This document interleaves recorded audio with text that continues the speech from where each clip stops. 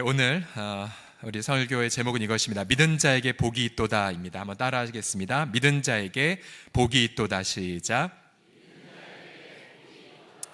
여러분, 성경의 약속이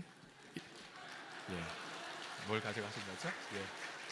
우리 아리따운 권사님이 잠시 지나가셨습니다. 여러분, 성경에 약속이 이루어질 확률이 있다면 과연 어느 정도일까요? 예를 들어서 어제 여러분들이 잠을 주무시면서 제발 화이트 크리스마스가 될까?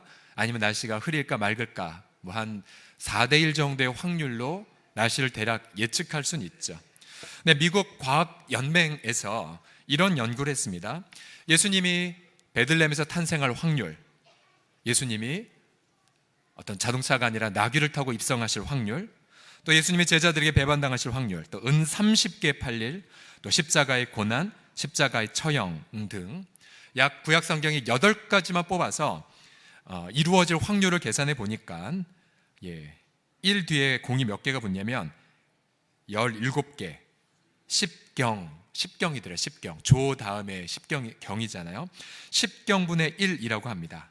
그러니까 이게 무슨 말이냐면 대략 텍사스주 한반도보다 약 3배나 큰 그 땅에 동전을 60cm 두께로 다 깝니다. 한반도 3배 넓이에. 그리고 그 중에서 내가 원하는 동전 하나를 집을 확률, 무슨 소리인지 이해가 안 되시는 분들이 한두 명 있습니다. 거의 불가능한 거죠. 그러면 성경 48개의 예언이 모두 성취될 확률, 그것은 1 뒤에 공이 157개가 붙습니다. 10의 157승의 1의 확률.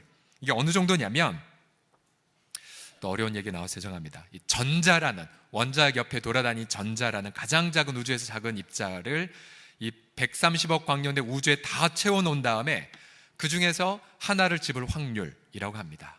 그러니까 불가능하다는 거죠. 불가능하다는 거. 근데 성경에는 무수하게 많은 수천 가지의 약속이 있죠. 여러분, 오늘 이 수학적 예화를 이해 못한다고 염려하지 마십시오.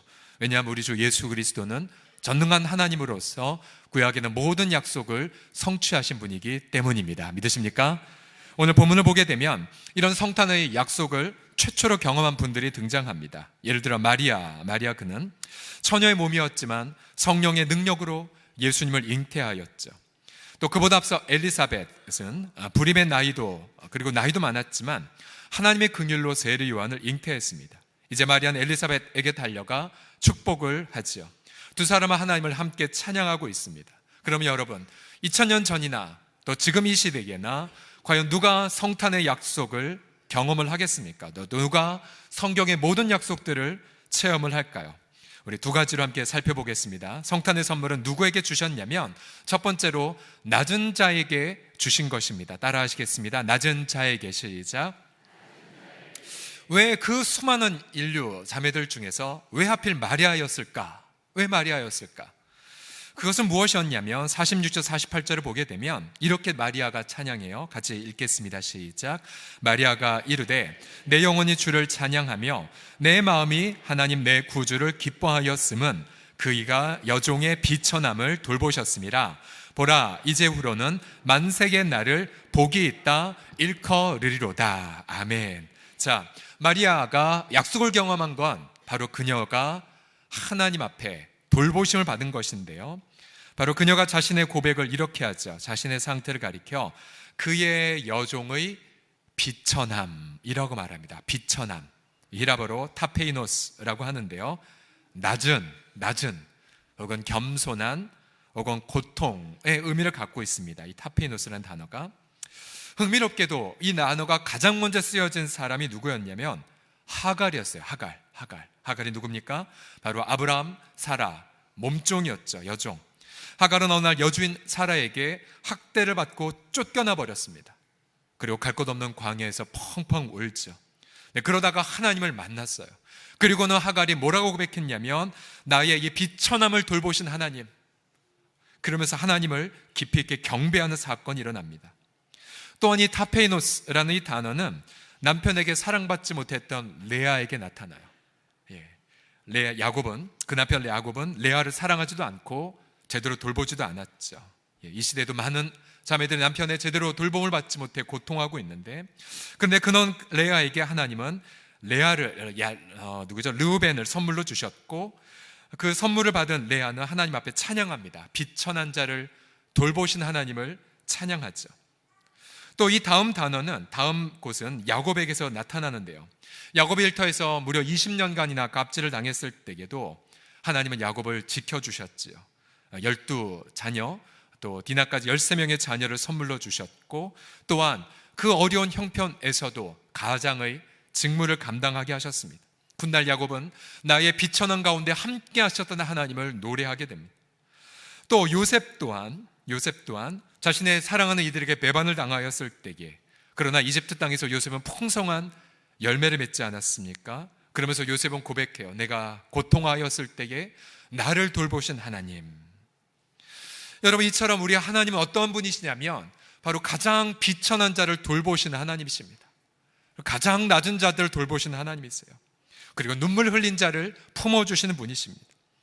여러분, 이런 수많은 비천함 중에서 가장 끔찍한 비천함이 무엇인지 아십니까? 그것은 바로 죄악과 허물로 인한 비천함이죠. 우리 날 때부터 죄의 노예로 태어났습니다. 죄는 이미 우리 모든 인격을 타락시켰죠. 우리는 그래서 감사보다는 불평이 익숙하고, 또한 사랑보다는 원망을 좋아합니다. 우리 눈과 귀는 가려져서 하나님의 일하심을 발견하지 못합니다. 우리 마음은 강팍해서 성령님의 음성을 듣지 못하죠. 영원한 저주, 영원한 형벌이 우리에게 예비되어 있었습니다. 그러나 하나님은 역시 우리를 비천함에서 돌보기를 원하셨습니다. 하나님이 우리의 비천함을 돌보기 위한 방법이 무엇이었습니까? 바로 하나님 스스로 비천한 자가 되는 것이었습니다. 그것이 바로 성탄의 의미이죠. 바로 죄가 가득한 육신의 모양을 입으셨죠. 예수님이 땅에 가장 연약한 아기로 태어나셨어요.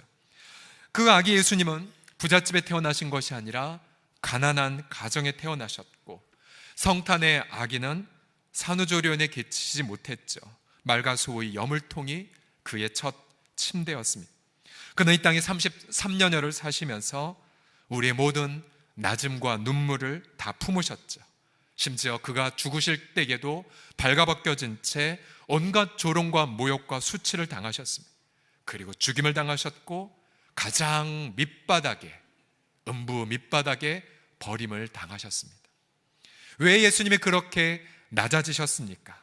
왜 예수님이 그토록 비천해지셨습니까? 그것은 그의 가난을 통해 우리를 부요하게 하기 위해서이죠. 바로 그의 눈물을 통해 우리에게 기쁨을 주기 위해서입니다. 바로 그의 죽으심을 통해 우리에게 영원한 생명을 주시기 위해서이죠.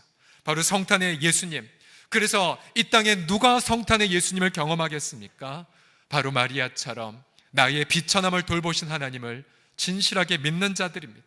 바로 눈물 흘리는 그 마음, 낮아진 마음, 나의 죄악으로 내가 아파하고 나의 타락한 인격을 부여잡고 고통하고, 또한 이 땅의 소외된 이웃들을 바라보며 아파하는 그 마음, 우리 주님은 그 낮은 마음을 보시고 호련히 이 땅에 성령을 보내어 주셔서 성탄의 감격과 그런 놀라운 열매들을 여러분 가운데 맺게 하실 줄을 믿습니다. 주님은 지금도 눈물 흘리는 마음에 다가가셔서 하늘의 위로와 기쁨을 부어주시지요. 그러기에 여러분이 성탄의 기쁨을 주님 앞에 고백하면서, 아까 우리 찬양대가 함께 찬양할 때 얼마나 제 영이 기쁘고 은혜가 가득했는지 몰라요. 그러면서도 동일하게 여러분 예수 그리스도 앞에 나아가 자주 눈물을 흘리셔야 됩니다.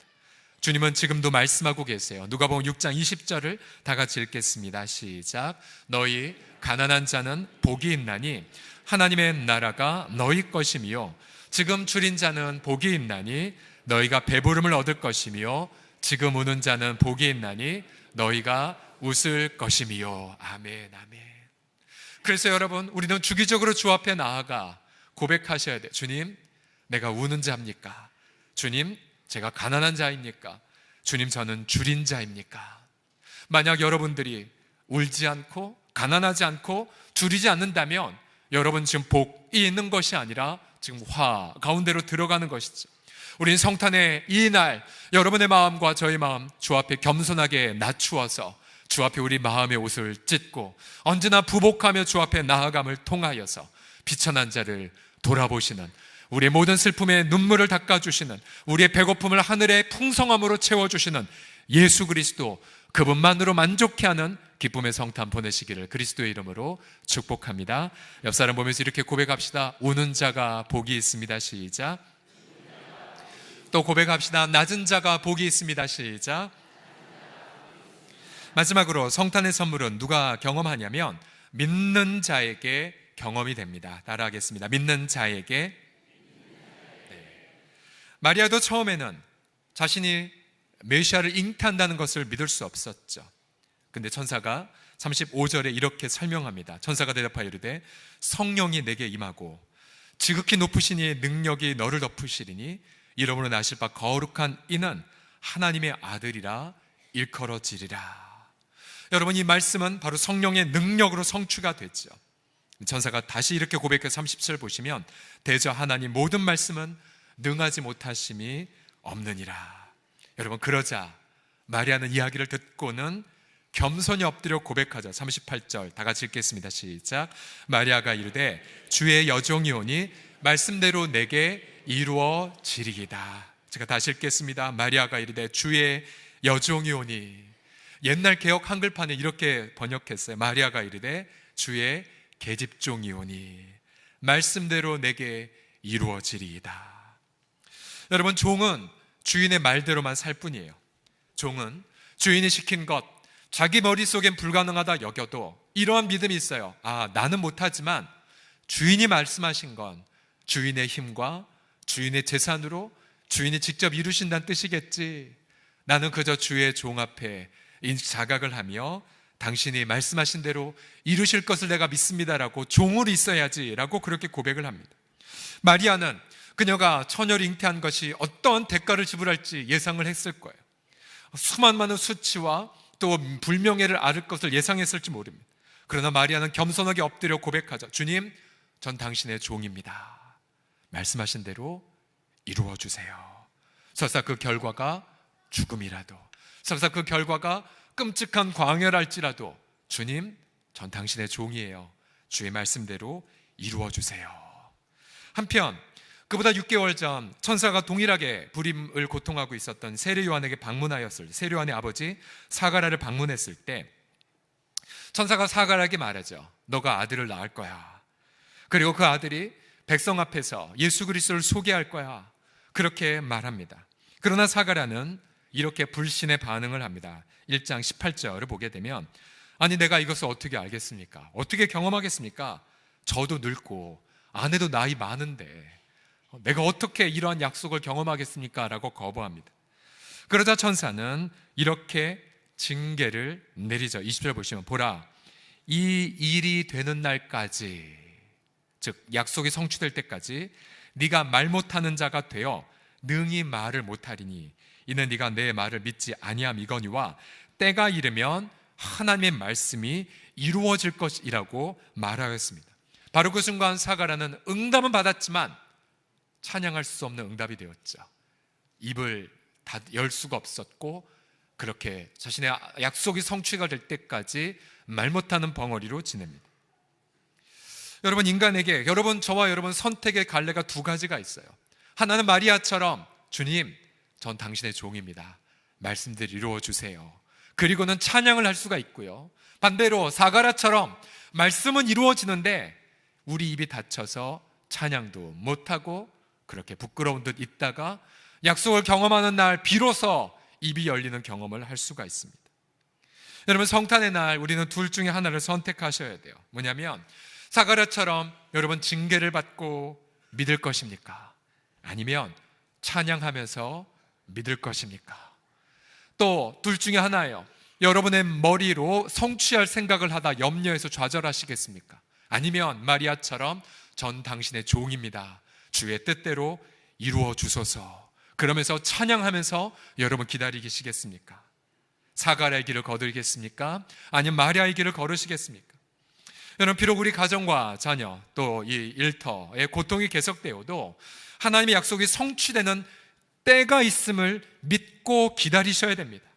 비록 내 눈에서 피눈물이 쏟아진다 하여도 엎드려 이렇게 고백하셔야 돼요. 다 같이 따라 하시겠습니다. 주님의 종이 오니, 주님의 종이 오니 주님의 말씀대로 이루소서.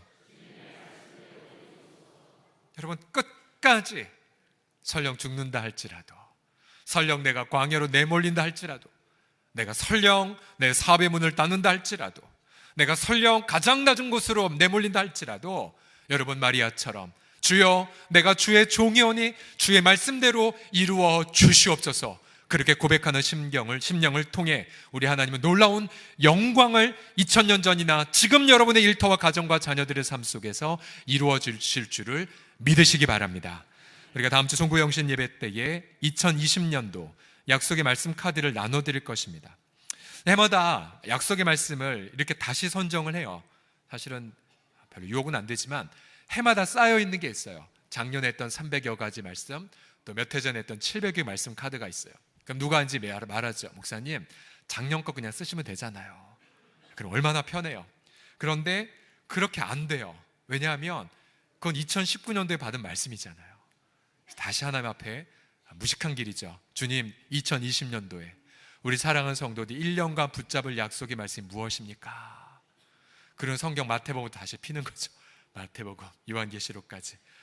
그래서 올해는 신약성경과 신약성 260장, 또 시편 150편, 그리고 이사야서 66장 등에서 약 440개의 약속을 골랐습니다.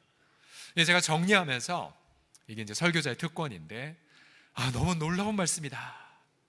어떻게 이런 축복의 말씀이 있을까?